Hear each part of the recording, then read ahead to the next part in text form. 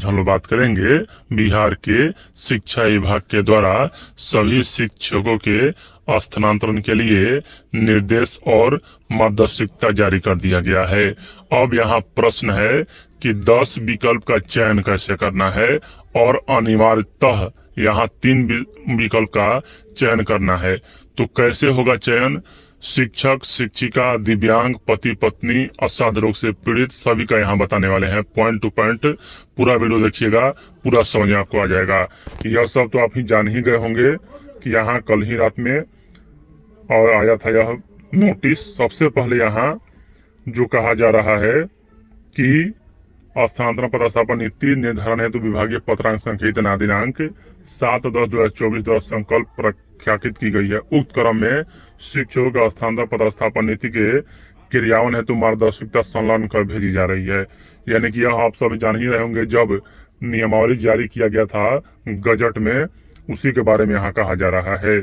आगे यहाँ बात है कि जो शिक्षक स्थानांतरण नहीं चाहते हैं उन्हें भी यह फॉर्म भरना है, लेकिन नियोजित शिक्षक जो सक्षमता परीक्षा पास हैं उन्हें यह अनिवार्य रूप से भरना है। अगर नहीं भरते हैं तो बिहार के किसी भी जिले में आपका मतलब कि पदस्थापन किया जा सकता है। देख लीजिए यहाँ कहा जा रहा है, पहले यहाँ देख लीजिए, यह बीपीएससी और पुराने शिक्षक के लिए है। इसमें कहा जा रहा है कि अगर आप पुराने विद्यालय में बने रहना चाहते हैं तो आपको फॉर्म भरना है, उसमें नहीं आप स्थानांतरण नहीं चाहते हैं विकल्प दीजिएगा।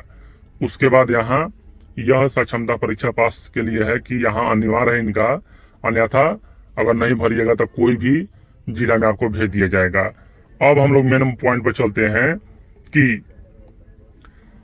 यहाँ तत्पश्चात शिक्षक गृह जिला से संबंधित सूचना पोर्टल प्रदर्शित करना होगा। यदि शिक्षक शिक्षिका विवाहित हैं तो पति पत्नी के गृह जिला से संबंधित सूचना को भी प्रविष्टि करना अनिवार्य होगा। यह हो गया। अब देखिए यहाँ विभागीय संकल्प के आलोक में स्थानांतरण हेतु शिक्षकों को 10 विकल्प देने का अवसर होगा, जिसमें से कम 3 विकल्प देना अनिवार्य होगा, परंतु शिक्षक अधिकतम 10 विकल्प भर सकते हैं। अन्य 7 विकल्प अनिवार्य नहीं होगा। उल्लेखनीय है कि यदि 3 विकल्प भरा जाता है तो दिए गए 3 विकल्प में रिक्त रहने की स्थिति में सॉफ्टवेयर द्वारा उन्हें जिला व निकटतम जिला में पदस्थापित कर दिया जाएगा। देख लीजिए यहाँ कहा जा रहा है कि शिक्षक 3 अनुमंडल का चयन अनिवार्यतः करेंगे। अगर इससे ज्यादा करते हैं तो मतलब कि कर सकते हैं, लेकिन अगर नहीं भी करते हैं तो शिक्षा विभाग के द्वारा उन्हें निकटतम अनुमंडल या निकटतम जिला वाले अनुमंडल में पदस्थापित कर दिया जाएगा। यह शिक्षक के लिए हो गया।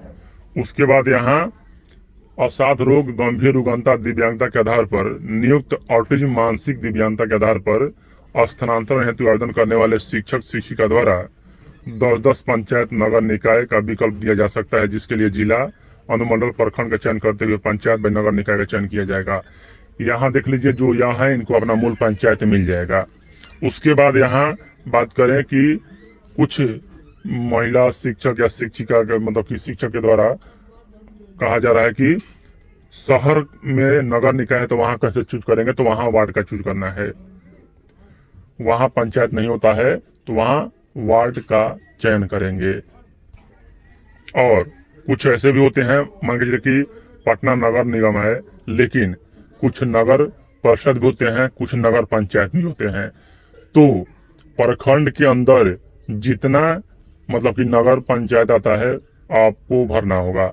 नगर परिषद में अगर प्रखंड में देख लीजिएगा कि कुछ पंचायत भी होता है, कुछ वार्ड भी होता है, तो दोनों की स्थिति में यहाँ वहां देख लीजिए सिर्फ पटना नगर निगम में ही यहाँ वार्ड का ऑप्शन रहेगा। बाकी नगर परिषद में भी पंचायत रहता है अगल बगल वाले शहर में। उसके बाद यहाँ विधवा, परित्यक्त शिक्षिका, महिला शिक्षिका एवं पति के पदस्थापन के आधार पर स्थानांतरण हेतु इच्छुक शिक्षिका द्वारा 10-10 पंचायत नगर निकाय का विकल्प दिया जा सकता है, जिसके लिए जिला, अनुमंडल, प्रखंड का चयन करते हुए नगर यहाँ पंचायत व नगर का चयन किया जाएगा। कैसे, तो चलिए आपको बताते हैं।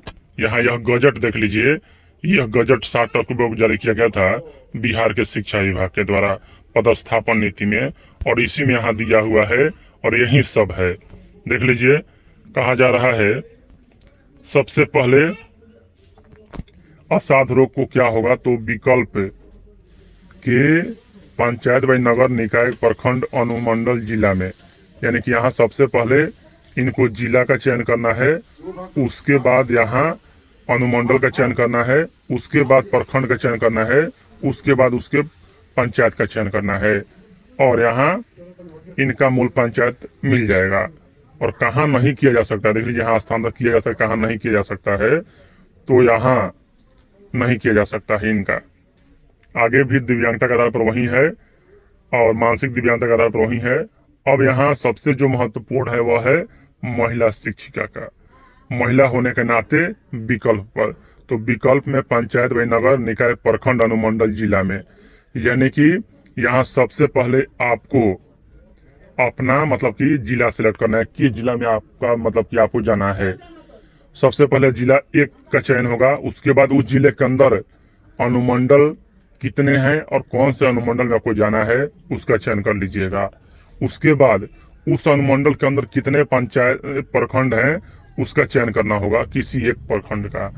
उस प्रखंड के अंदर कितने पंचायत हैं, तो 10 पंचायत से कम किसी प्रखंड में नहीं रहता है, मिनिमम 10 पंचायत हो ही जाता है। तो यहाँ एक ऑप्शन जिला का, एक ऑप्शन अनुमंडल का, एक ऑप्शन प्रखंड का और 10 प्रखंड यहाँ पंचायत का रहेगा। और कहाँ नहीं हो सकता है, तो स्वयं के गृह पंचायत यानी आपका जो मूल स्थान होगा पंचायत का उसमें नहीं होगा, उसको छोड़कर। नगर निकाय भाई पति के गृह पंचायत भाई नगर निकाय वर्तमान पदस्थापन के पंचायत निकाय का छोड़कर, यानी कि यहाँ पति का भी अगर पंचायत उसी जिला में है, उसी प्रखंड में है, तो उनको भी छोड़कर अपना छोड़ दीजिएगा पंचायत, और पति का स्थान अगर उसी प्रखंड में है तो उनका छोड़ दीजिएगा। ये 2 छोड़कर आप भरिएगा। यह तो आप समझ गए होंगे कि भरना कैसे है। और जहां बात रहा शिक्षकों के लिए, तो यहाँ देख लीजिए, और यहाँ भी कुछ पूछ रहे हैं शिक्षिका की शिक्षिका का पति के पदस्थापन के आधार पर कैसे होगा। तो पति के पदस्थापन स्थल के आधार पर यहाँ देख लीजिए, विकल्प में पंचायत नगर निकाय प्रखंड अनुमंडल जिला में, स्वयं के गृह पंचायत नगर निकाय पति के गृह पंचायत नगर निकाय स्वयं के पति वर्तमान पदस्थापन के नगर निकाय छोड़कर, यानी कि यहाँ 3 छोड़ना है। एक आप जहाँ वर्तमान रह रही है वहां, दूसरा यहाँ पति का जहाँ पंचायत है, और तीसरा यहाँ अपना पंचायत है। यहाँ यह छोड़कर ही आपका मतलब कि पदस्थापन किया जाएगा, यानी कि महिला शिक्षिका, दिव्यांग, पति पत्नी और असाध रोग से पीड़ित को अपना होम ब्लॉक मिल जाएगा। पुरुष शिक्षक को यहाँ सभी और जिला का दिए गए विकल्प के आधार पर, यानी कि यहाँ गृह अनुमंडल को छोड़कर जो भी निकटतम अनुमंडल होगा उसी में आपका पदस्थापन किया जाएगा। बात स्पष्ट ही है। और आगे यहाँ जो मानक है वह सब जान ही रहे हैं कि 10% पुराने वेतनमान वाले, 30% बीपीएससी, 30% नियोजित शिक्षक और 30% सक्षमता पास शिक्षक, यानी कि यहाँ सभी का अनुपात रहेगा। तो यहाँ आप समझ गए होंगे। चलिए हम चलते हैं फिर यहाँ कल वाले नोटिस पर। देखिए इसमें भी वही कहा गया है कि विधवा एवं परित्यक्ता शिक्षिका, महिला शिक्षिका एवं पति के पदस्थापन के आधार पर स्थानांतरण हेतु इच्छुक शिक्षिका तो 10 पंचायत, यानी कि यहाँ 1 जिला, 1 अनुमंडल, 1 पंचायत, 1 प्रखंड और 10 पंचायत का विकल्प रहेगा। देखिए यहाँ कहा भी जा रहा है जिसके लिए जिला 1 जिला, उसके बाद उस जिले के अंदर अनुमंडल 1 और उस अनुमंडल के अंदर 1 प्रखंड का चयन करते हुए पंचायत भाई नगर निकाय का चयन किया जाएगा। यानी कि 1 जिला, 1 अनुमंडल, 1 प्रखंड और 10-10 पंचायत का यहाँ चयन करना होगा। उसके बाद पुरुष शिक्षक के लिए क्या है, तो 10-10 अनुमंडल का विकल्प दिया जाएगा, जिसके लिए जिला का चयन करते हुए अनुमंडल का चयन किया जाएगा। 1 अनुमंडल वाले जिले के पुरुषों द्वारा निकटतम जिला के अनुमंडल का विकल्प दिया जा सकेगा। यानी कि यहाँ बिहार के लगभग 8 जिले हैं जहाँ एक ही अनुमंडल है, तो ऐसे शिक्षकों को यहाँ दूसरे जिला के अनुमंडल में जाना ही होगा। आगे यहाँ यह सब हुआ मॉडिफाई वेरिफिकेशन।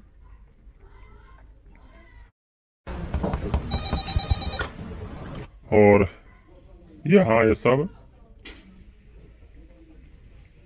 स्थानांतरण पदस्थापन है तो विद्यालय आवंटन की प्रक्रिया सब आप समझ ही गए होंगे कि यहाँ सॉफ्टवेयर से किया जाएगा।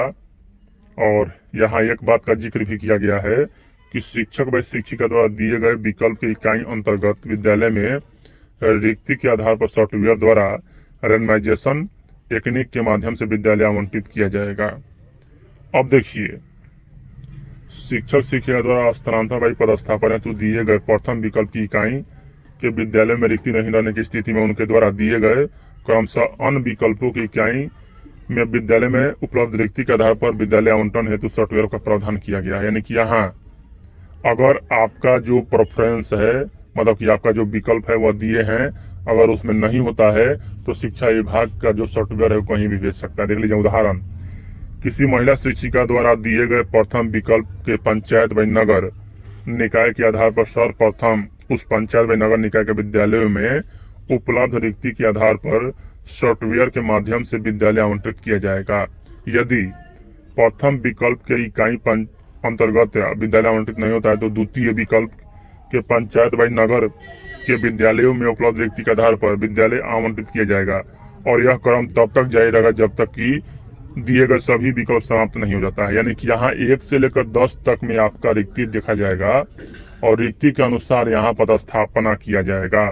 अब देखिए, शिक्षक शिक्षिका द्वारा दिए गए किसी भी विकल्प के इकाई के विद्यालयों में रिक्ति की अनुपलब्धता के कारण विद्यालय आवंटित नहीं होने की स्थिति में उक्त इकाई से एक स्तर से ऊपर की इकाई अर्थात प्रखंड, अनुमंडल एवं जिला के वरीयता के क्रम में विद्यालय आवंटन हेतु सॉफ्टवेयर प्रावधान किया गया है। यानी कि अगर आपने जो 10-10 प्रखंड पंचायत दिया, अगर उसमें नहीं होता है तो फिर आपको प्रखंड स्तर पर भी भेजा जा सकता है, उसके ऊपर अनुमंडल स्तर पर भी भेजा जा सकता है, लेकिन इससे चिंता करने की आवश्यकता नहीं है क्योंकि इतना विकट स्थिति नहीं आएगा।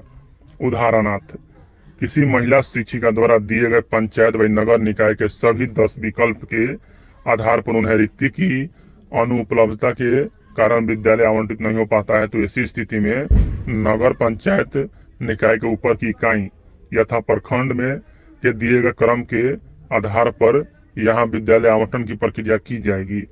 यानी कि यहाँ कहा जा रहा है कि अगर 10 विकल्प दिए पंचायत का, अगर उसमें नहीं हुआ तो समझिए कि यहाँ दूसरे प्रखंड में ही आपको भेजा जा सकता है।